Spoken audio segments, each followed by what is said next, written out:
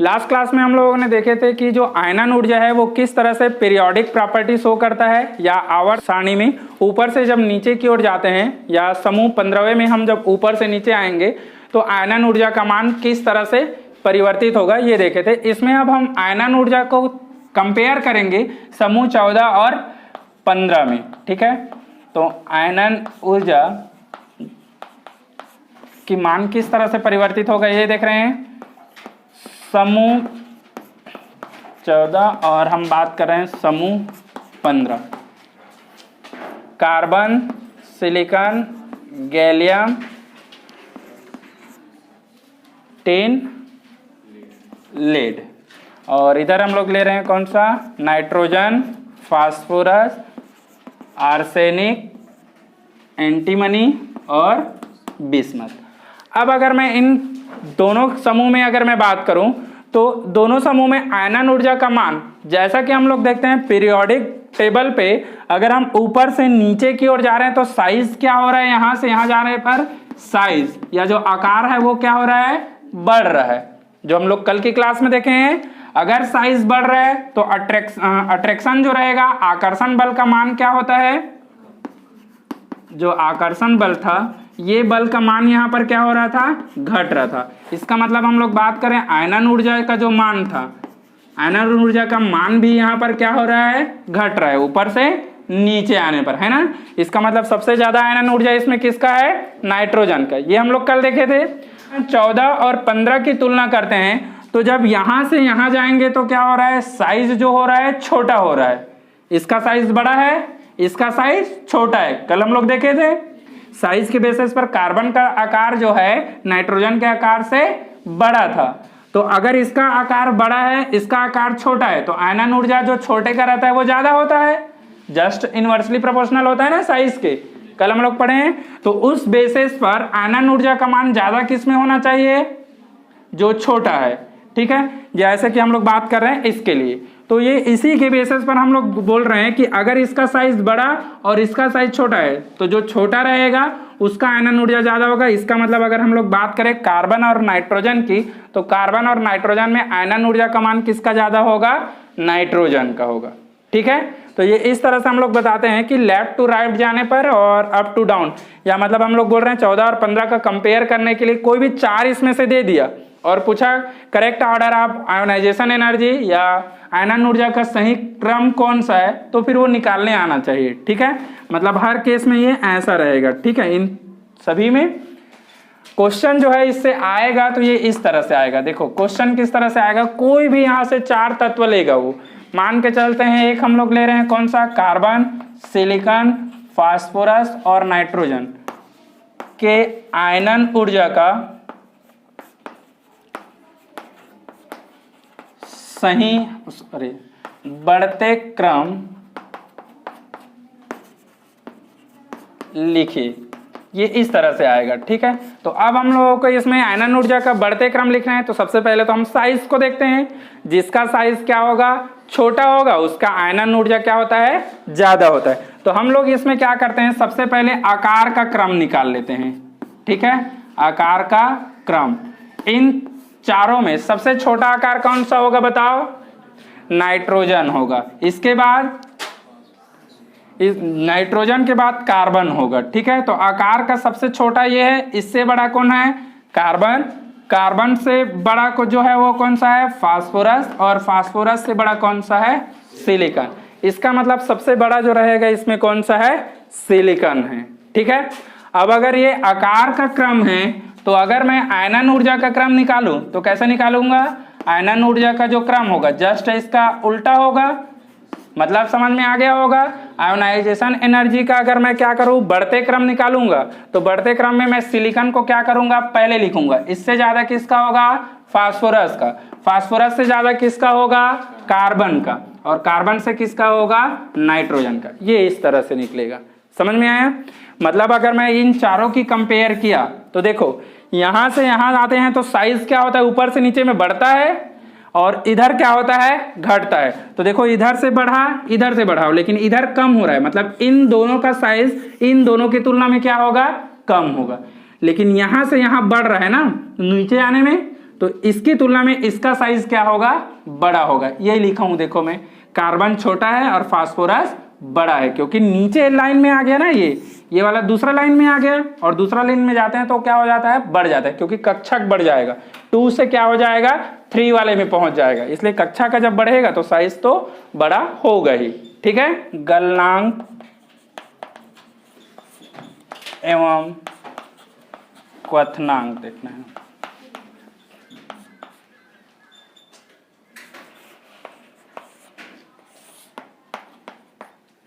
गलनांक एवं क्वथनांक, मेल्टिंग पॉइंट और बॉइलिंग पॉइंट की बात कर रहे हैं। गलनांक मतलब मेल्टिंग पॉइंट हो गया और क्वथनांक मतलब बॉइलिंग पॉइंट हो गया।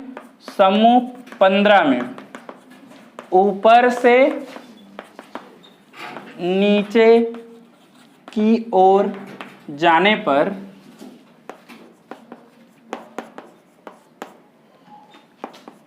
गलनांक एवं क्वथनांक का मान अनियमित रूप से परिवर्तित होती है।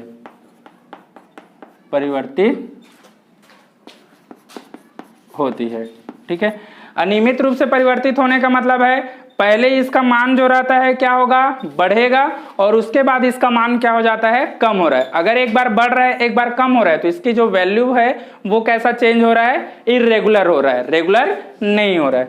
तो जैसे मैं बात कर रहा हूं इसके समूह की, तो नाइट्रोजन, फास्फोरस, आर्सेनिक, एंटीमनी और बिस्मथ, ये हम लोग 5 ले रहे हैं। तो जब नाइट्रोजन से हम लोग कहां तक जाते हैं, आर्सेनिक तक, अगर मैं यहां तक आ रहा हूं तो क्या होगा, आर्सेनिक तक आते आते यहां तक आएंगे तो गलनांक जो रहेगा, या क्वथनांक बोले, इसका मान जो रहता है क्या होगा,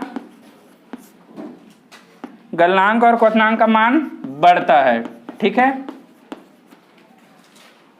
अब अगर इसके बाद हम लोग कहां गए, एंटीमनी से बिस्मथ की ओर जाएंगे तो यहां से जो गलनांक होगा, गलनांक या क्वथनांक की बात करें तो ये क्या होगा, जस्ट अपोजिट हो जाएगा, घटता है। ठीक है, मतलब कम हो जाएगा।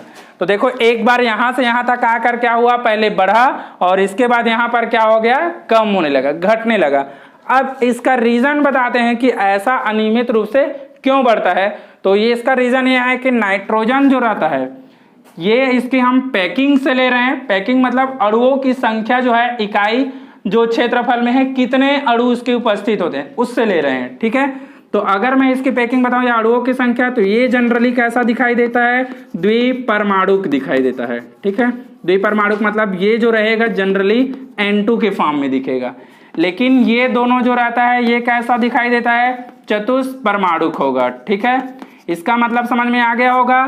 फास्फोरस को P4 और AS को भी हम 4 के रूप में डिफाइन करेंगे, लेकिन ये दो जो रहता है ये कैसा रहता है, एक परमाणुक रहता है। ठीक है, अब देखो एक परमाणुक रहेगा, इसका मतलब सबसे कम हो गया इनका, तो ये ऐसा ही सिंगल के रूप में ऐसा ही एक्सप्रेस होता है या शो करते हैं।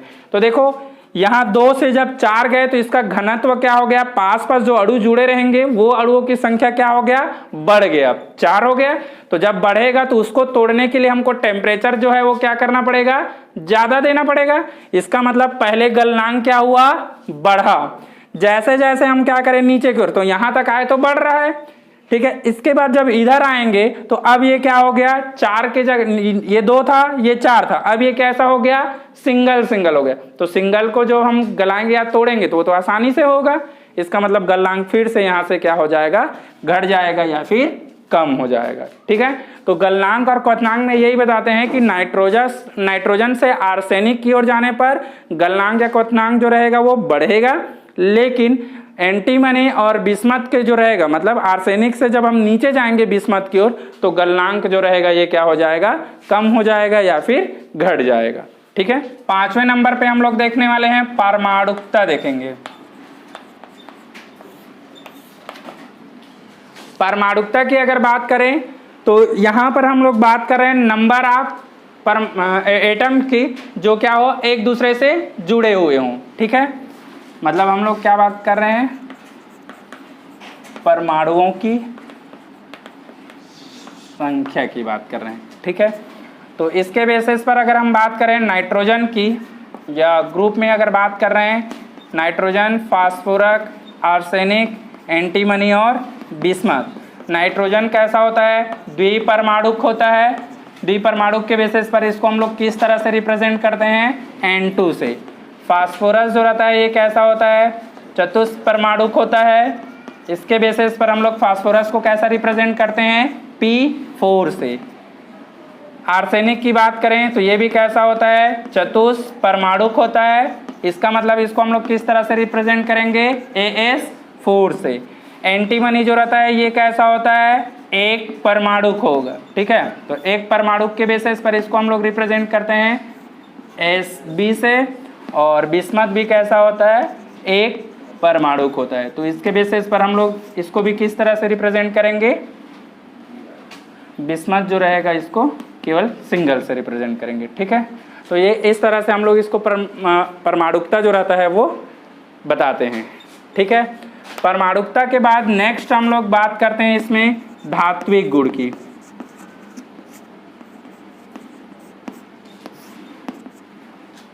धात्विक गुण जो रहेगा इसमें 3 प्रकार के कैटेगरी या वर्गीकरण है। कौन कौन सा? एक तो होता है धातु, एक होता है उपधातु और एक होगा कौन सा? अधातु। मेटल,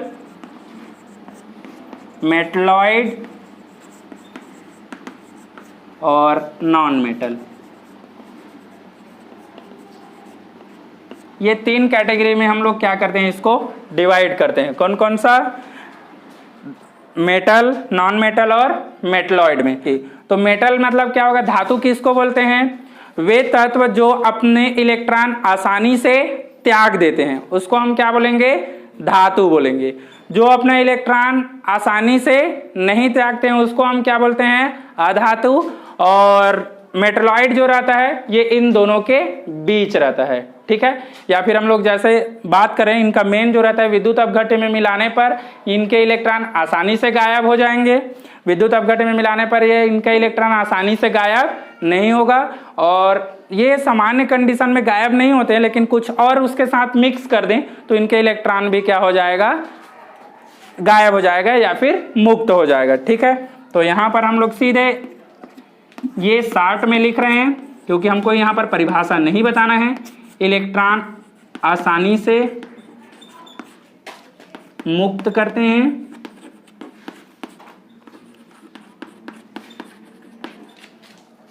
यहाँ पर लिखेंगे इलेक्ट्रॉन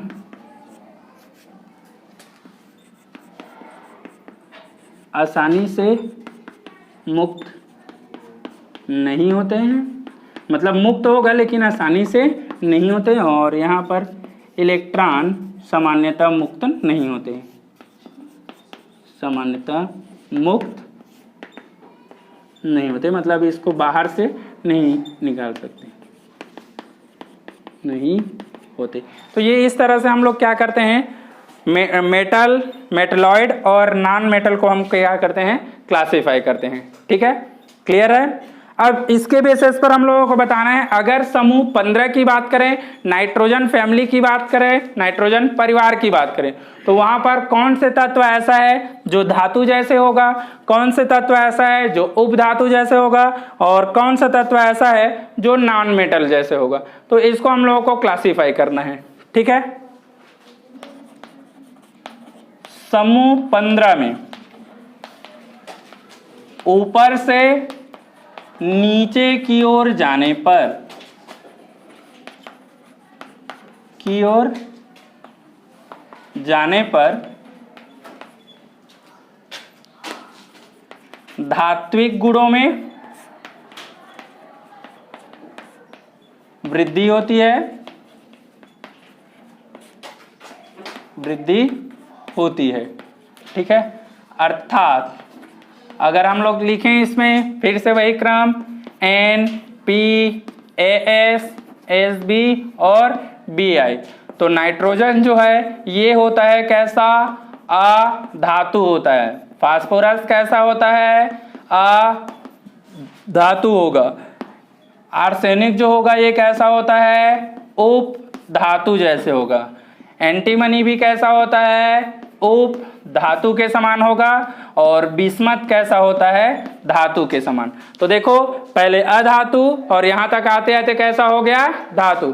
मतलब ऊपर से नीचे की ओर अगर हम लोग आ रहे हैं नाइट्रोजन से बिस्मथ की ओर, तो अधातु से धातु वाले जो गुण है उनके क्या हो रहा है, वृद्धि हो रहा है। ठीक है, तो इस समूह में केवल एक तत्व ऐसा है जो कैसा है, धातु के समान है। कौन सा, बिस्मथ। बाकी जैसे हम लोग बात करें अधातु में तो दो है, नाइट्रोजन और फास्फोरस। इसी तरह से उपधातु की बात करें मेटलॉइड की तो कौन सा है, आर्सेनिक और एंटीमनी। ये दो है, किसके जैसे रहेगा, उपधातु के जैसे है इसका बिहेवियर। ठीक है, तो ये हम बता सकते हैं। अपरूपता की बात कर रहे हैं, जो एक से अधिक रूपों में पाया जाता है उसे अपरूपता कहते, अपरूपता या एलोट्रॉपी कहा जाता है। ठीक है, एलोट्रॉपी या फिर अपरूपता। इस एक तो पहला नाइट्रोजन, या फिर पहले लिख लेते हैं नाइट्रोजन, फास्फोरस, आर्सेनिक, एंटीमनी और बिस्मथ। बार बार लिखोगे याद हो जाएगा। नाइट्रोजन में क्या होता है, कोई अपरूपता नहीं होती है, मतलब इसका दूसरा रूप नहीं होता है, एक ही रूप होता है, अपरूपता नहीं होता या अपरूपता नहीं पाया जाता, ये लिख सकते हो। इसमें भी क्या होता है, अपरूपता नहीं पाया जाता। तो बच गया कौन सा, तीन। कौन कौन सा है, फास्फोरस, आर्सेनिक और बच गया कौन सा, एंटीमनी। तो ये तीन जो रहता है इसमें क्या होगा, अपरूपता प्रदर्शित होता है। फास्फोरस की मैं बात करूं तो फास्फोरस जो रहता है, एक होता है लाल फास्फोरस, एक होता है सफेद फास्फोरस और एक होता है कौन सा, काला फास्फोरस। तो तीन तरह के इसके रूप होते हैं। ठीक है, जिसमें एक से अधिक रूप हो उसको हम अपर रूप बोल रहे हैं। इनमें केवल क्या होता है, एक ही रूप होता है, लेकिन इसमें तीन रूप होता है। कौन कौन सा, लाल, सफेद और काला। आर्सेनिक की बात करें तो आर्सेनिक जो रहता है यहां पर क्या होगा, एक तो होता है पीला और एक होता है स्लेटी कलर और एक होता है कौन सा, काला होता है। ठीक है, तो यहां पर दो ही होगा, एक तो होता है पीला और एक होता है काला।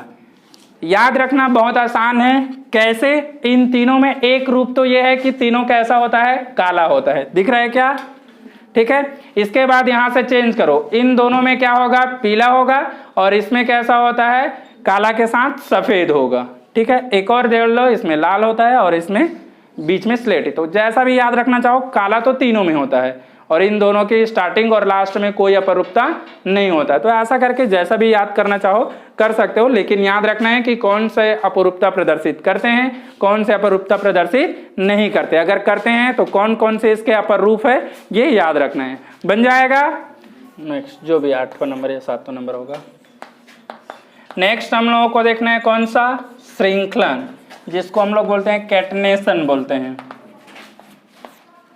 ठीक है, श्रृंखलन या कैटनेशन क्या होता है, जब कोई तत्व के एक से अधिक परमाणु आपस में जुड़कर एक लंबी चैन जैसे या श्रृंखला का निर्माण करती है, तब इसको हम क्या बोलते हैं, श्रृंखलन बोलते हैं। ठीक है, जब किसी तत्व की एक से अधिक परमाणु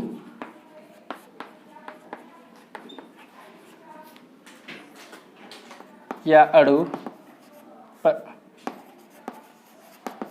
एक लंबी श्रृंखला का निर्माण करती है,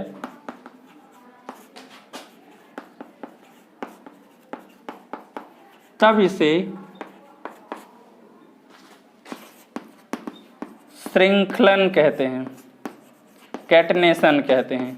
ठीक है, कैटनेशन का जो मेन प्रॉपर्टी होता है ये पाया जाता है कार्बन में, जो कि 14वें समूह के तत्व हैं। ठीक है, 15वें समूह में अगर हम बात करें तो सामान्यतः इसमें कैटनेशन की प्रॉपर्टी नहीं होती है, लेकिन नाइट्रोजन जो होता है, नाइट्रोजन में क्या होता है, कुछ लिमिट तक यहाँ पर कैटनेशन होता है। ठीक है, जैसे नाइट्रोजन की हम लोग बात करें या उदाहरण की मैं बात करूं तो नाइट्रोजन जो होता है दो तरह से ऐड हो सकता है या दो तरह की बनाते हैं। जैसे एक हो गया नाइट्रोजन, सीधे यही बोल रहे हैं, जो गैसियस फॉर्म में है, और एक हम लोग लेते हैं इसमें कौन सा, एजाइड लेते हैं। एजाइड को हम लोग शो करते हैं N3 से। एक हम लोग लेते हैं इसमें हाइड्रोजन करके रहता है, NH2 करके रहेगा, तो या N2H2 होता है हाइड्रोजन करके, वो लेने की जरूरत नहीं है क्योंकि हमको नाइट्रोजन हाइड्रोजन से लेना ही नहीं है। तो यहाँ पर अगर नाइट्रोजन की मैं बात करूँ तो ये कैसा जुड़ता है, N ट्रिपल बॉन्ड N से जुड़ेगा, ये इस तरह से। ठीक है, अब अगर ये एजाइड होगा तो ये कैसा जुड़ेगा, N N N। नाइट्रोजन की वैलेंसी कितना होता है, 3 होता है। ठीक है, 3 होता है तो हमको ये सेटिस्फाई करना है। अगर मैं 3 किया तो ये वाला 3 होगा तो ये फिर क्या हो जाएगा, 4 हो जाएगा, मतलब ये डिस्टर्ब होगा। तो इस कंडीशन में हम लोग कैसे करते हैं, देखो यहाँ पर ये 3 हम लोग क्या किए तो इसका कंप्लीट हो गया, इसका कंप्लीट हो गया। इस कंडीशन में हम लोग इसको क्या करते हैं, लोन पेयर जो है वो डोनेट कर रहा है, ये बनाते हैं। ठीक है, इस तरह के जो बॉन्ड होते हैं उसको हम लोग बोलते हैं डेटिव बॉन्ड बोलते हैं, दिशात्मक बंध बोलते हैं, ये कॉलेज में पढ़ाया जाता है। ठीक है, इस तरह के अगर हो रहा है तो इसको हम लोग क्या बोलेंगे, श्रृंखलन बोलेंगे। क्लियर है, और सबसे बेस्ट श्रृंखलन हम लोग बताते हैं किसमें, इससे पहले वाले में कैटनेशन, वो है कार्बन। कार्बन का जितना चाहो लंबी चेन बना लो, देखे होगे ऐसा करके, मेथेन टू डेकेन तक 10 तक, उसके आगे भी जुड़ते रहता है वो, देखे होगे ना। तो ये इस तरह से उसमें कैटनेशन की प्रॉपर्टी जो कार्बन में होती है वो सबसे ज्यादा रहती है। लेकिन हम लोग पढ़ रहे हैं कौन सा, समूह 15 पढ़ रहे हैं जिसमें कार्बन आता ही नहीं, इसलिए ये उदाहरण हम यहाँ पर नहीं देते हैं। ठीक है, ये तो हो गया इसके कुछ भौतिक गुण हो गए। अब इसके बाद हम लोगों को देखना है इसमें कौन सा, समूह 15 के जो रासायनिक गुण हैं। रासायनिक गुण में हम लोग सबसे पहले देखेंगे इसकी ऑक्सीकरण अवस्था देखेंगे। ठीक है, ऑक्सीडेशन स्टेट किस किस तरह का शो करता है। नेक्स्ट हम लोग देख रहे हैं कौन सा यहाँ इसमें, रासायनिक गुण। रासायनिक गुण में हम लोग पहला जो देख रहे हैं वो है कौन सा, ऑक्सीकरण अवस्था। ठीक है, क्या देख रहे हैं, ऑक्सीकरण अवस्था। ऑक्सीकरण अवस्था के लिए हम लोग सिंपल बताते हैं, जो अष्टक कंप्लीट करने के लिए जितना इलेक्ट्रॉन की आवश्यकता हो या तो उसको ग्रहण कर दे, या फिर 0 या सक्रिय समूह जो 18वें के है उसके समान अगर इलेक्ट्रॉनिक विन्यास ग्रहण करने के लिए जितना इलेक्ट्रॉन अधिक है उसको दान कर दे, तो जितना इलेक्ट्रॉन वो ग्रहण कर रहा है या त्याग रहा है उसको हम इसको क्या बोलते हैं, ऑक्सीकरण अवस्था। तो जैसे इलेक्ट्रॉनिक विन्यास हम लोग देखें, NH2 और Np क्या है, इसका 3 है। ठीक है, तो इस लास्ट ऑर्बिटल में इसके टोटल कितने इलेक्ट्रॉन दिख रहे हैं, यहाँ पर 5 इलेक्ट्रॉन, 2 यहाँ और 3 यहाँ। तो अगर इसका ऑक्सीकरण हम लोग निकालें तो ऑक्सीकरण अवस्था होना चाहिए कितना, +5 या फिर -3, ये होना चाहिए। लेकिन इसके अलावा ये क्या करता है, एक और ऑक्सीकरण अवस्था शो करता है, वो है कौन सा, +3। +3 मतलब ये क्या करता है, इसको बस ये क्या कर देता है, डोनेट कर देता है, और इसको ये डोनेट नहीं करता है। तो इस तरह का जो +3 ऑक्सीकरण अवस्था पाया जाता है ये होता है नाइट्रोजन में, जो N3 या NH3 बनाता है। लेकिन फास्फोरस की बात करेंगे तो फास्फोरस जो रहता है +5 वाला बनाता है, जिसमें हम PCl5 बनाते हैं। ठीक है, तो ये हम लोग बोल रहे हैं ऑक्सीकरण अवस्था में इसमें कौन कौन से हो सकते हैं, या तो ये +3 हो सकता है, या फिर +5 हो सकता है, या फिर -3। ये इस तरह से 3 तरह के ये क्या करते हैं, ऑक्सीकरण अवस्था प्रदर्शित करते हैं। +3 कब शो करेगा, जब P को दान करेगा, बस P वाले को। +5 कब शो करेगा? जब n और p दोनों को क्या कर दे? दान करे। और -3 कब करेगा? जब ये 5 है तो 8 करने के लिए इसको कितना चाहिए? 3 की कमी है, तो वो अगर वो 3 ले लेता है तब वो क्या करेगा? -3 शो करेगा। ठीक है, देने के लिए प्लस, लेने के लिए माइनस, ये मैं पहले ही बता चुका हूं तुम लोग। PCl5 का निर्माण होता है किंतु NCl5 नहीं बनाता। क्यों? या फास्फोरस जो है ये 5+5 ऑक्सीकरण अवस्था प्रदर्शित करती है, लेकिन नाइट्रोजन जो है +3 ऑक्सीकरण अवस्था प्रदर्शित करती है। क्यों? ये वाला क्वेश्चन 2 या 3 नंबर में अक्सर पूछे जाते हैं। मतलब हम बात कर रहे हैं नाइट्रोजन की, तो नाइट्रोजन जो रहता है ये +3 शो करता है और फास्फोरस जो रहता है ये +5 शो करेगा। इसके बाद जब हम नीचे आते जाएंगे, आर्सेनिक, एंटीमनी और बिस्मथ, यहाँ पर हम लोग जाते हैं तो अब यहाँ इनर्ट पेयर इफेक्ट काम करता है, जिसके कारण जो एस के इलेक्ट्रॉन है जब डोनेट नहीं होगा या नहीं जाएगा तो फिर ये क्या करता है? रहता है। अब इसमें हम लोग क्वेश्चन यही वाला जो बनता है, ये 2 पॉइंट जो मेन यहाँ से क्वेश्चन बनेगा। यहाँ से देखो +3 है तो n जो है ये क्या बनाएगा? NH3 टाइप के कंपाउंड बनाएगा, मतलब यहाँ से 3 वाला जुड़ सकता है। लेकिन यहाँ पर अगर हम P की बात करें तो ये बनाता है कौन सा? PCl5 बनाता है। नाइट्रोजन जो रहेगा वो NCl3 बनाएगा, ना कि NCl5। ये नहीं बनता है, ये बनता है इसमें। और अगर फास्फोरस की बोलें तो फास्फोरस ये भी बना सकता है, ये भी बना सकता है, लेकिन अगर क्लोरीन एक्सेस में है तो ये बनाता है। ठीक है, अब यहाँ पर हम लोग ऑक्सीकरण निकालेंगे तो क्लोरीन का -1 होता है, 5 है तो -5 हो गया, तो इसका कितना होगा? +5। समझ में? सेम कंडीशन यहाँ पर, इसका -1 होता है, एक का 3 है तो ये -3 हो गया। यहाँ पर इसका कितना हो जाएगा? नाइट्रोजन का +3 हो जाएगा। तो ये वाला एक क्वेश्चन बनता है कि फास्फोरस जो है +5 ऑक्सीकरण अवस्था प्रदर्शित करता है, लेकिन नाइट्रोजन जो है वो +3 ही करता है। इसका रीजन बताते हैं। तो देखो, इसका रीजन हम दोनों के इलेक्ट्रॉनिक विन्यास से बनाएंगे, या मैं ये क्वेश्चन पहले लिख देता हूं फिर उसका आंसर मैं बताता हूं। ठीक है, जिसका ये इसी से रिलेटेड है। दो PCl5 का निर्माण होता है किंतु NCl5 का निर्माण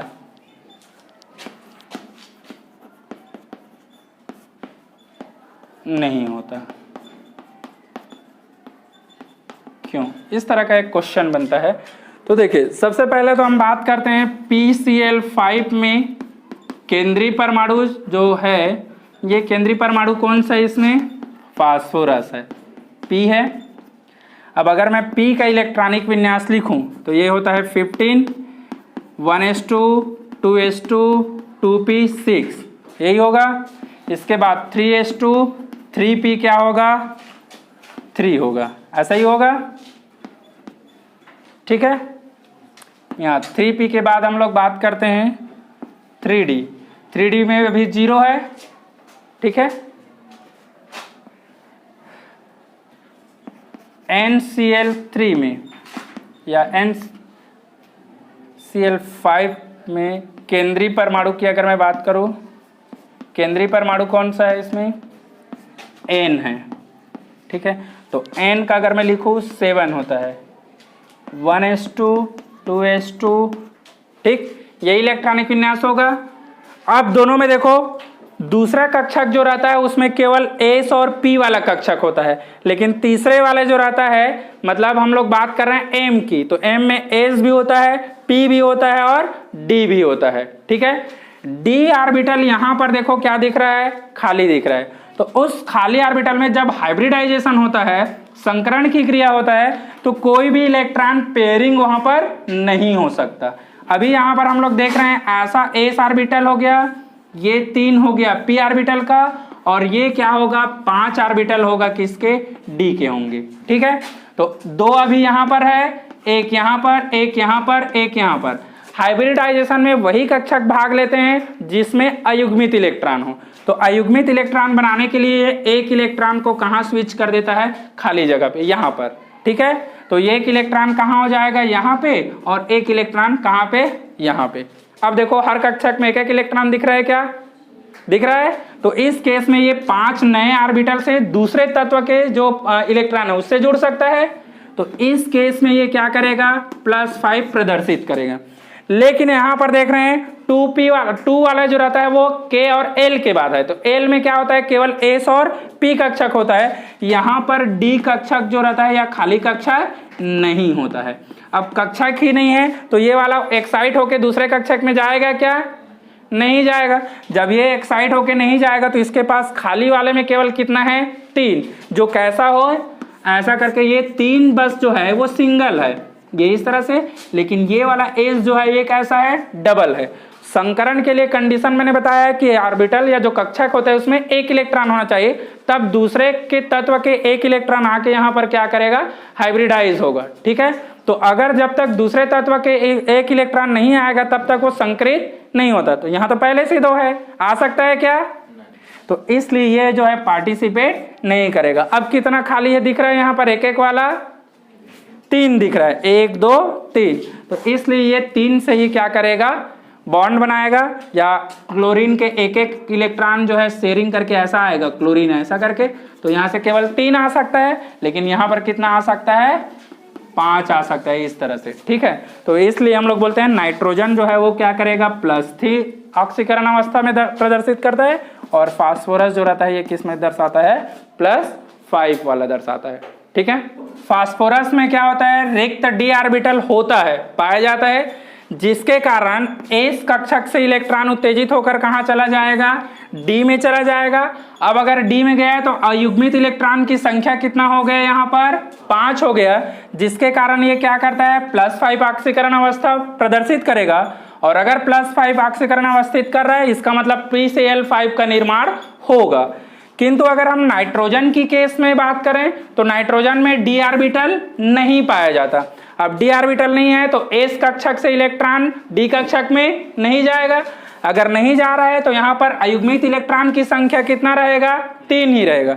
अब अगर 3 अयुग्मित इलेक्ट्रॉन है तो ऑक्सीकरण अवस्था भी कितना होगा, 3, जिससे निर्माण जो होगा वो क्या होगा, NCl3 का होगा, ना कि NCl5 का। तो इस क्वेश्चन को ऐसा भी बना सकते हैं, NCl3 का निर्माण होता है, NCl5 का निर्माण नहीं होता, ये भी बन सकता है। या फिर नाइट्रोजन जो है +3 ऑक्सीकरण अवस्था प्रदर्शित करता है, +5 ऑक्सीकरण अवस्था प्रदर्शित नहीं करता, क्यों, ऐसा भी बन सकता है। फास्फोरस के लिए हम क्वेश्चन बनाते हैं, वो +3 ऑक्सीकरण भी अवस्था प्रदर्शित करता है, +5 भी करता है, क्यों करके। तो ये इस तरह से इसी क्वेश्चन को 2-3 तरीके से पूछ सकते हैं। ठीक है, बन जाएगा ये।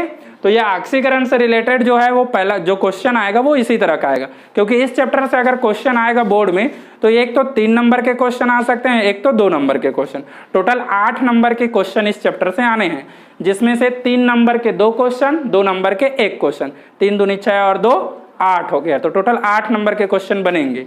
ठीक है।